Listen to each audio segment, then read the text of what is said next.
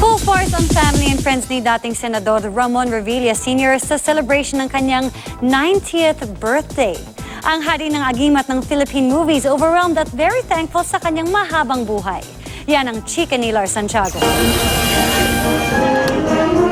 Isang malaking selebrasyon ang ibinigay ng mga anak sa ika-70 kaarawan ni dating Senador Ramon Revilla Sr. Pagpapasalamat sa kanyang buhay at kalakasan. Nitong Pebrero lang ay nagpabalik-balik sa ospital ang nakatatandang Revilla at sumailalim pa sa trans-aortic valve replacement para palitan ng isang malaking ugat sa kanyang puso. Nag-perform ang ilang kasamahan niya sa showbiz tulad ni Pinita Corrales at Randy Santiago.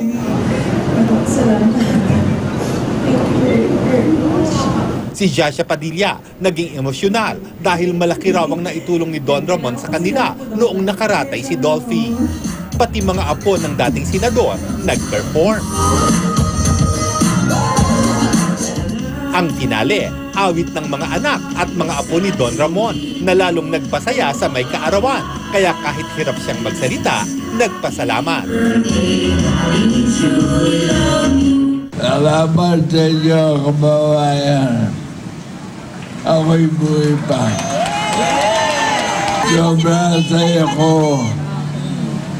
Overwhelming na ang saya ko. Sa totoo lang, hindi ko alam na ganito karami ako ko, anak ko. Nagulat ako hindi ko lumabilang. Na-surprise talaga siya kasi hindi niya alam na ganito yung prepare namin sa kanya. Ito lang yung regalo na may bibigay namin sa kanya. Lahat nasa kanya na. Kaya gusto namin yung paligaya siya sa araw niya. Wala man si dating Senador Bong Revilla, ginawan pa rin ng kanyang pamilya ng paraan na mabati niya ang ama. Si Cavite Vice Governor Jolo Revilla naman, nagbigay din ng pagbati sa ngalan ng mga apo. Alam namin na 90 years is sobra-sobra yon, bonus. Kumbaga, pero syempre gusto pa namin siya makasama ng mas mahaba pa. So, God bless always and we are always here for you. We love you. Lars Santiago, updated sa showbiz happening.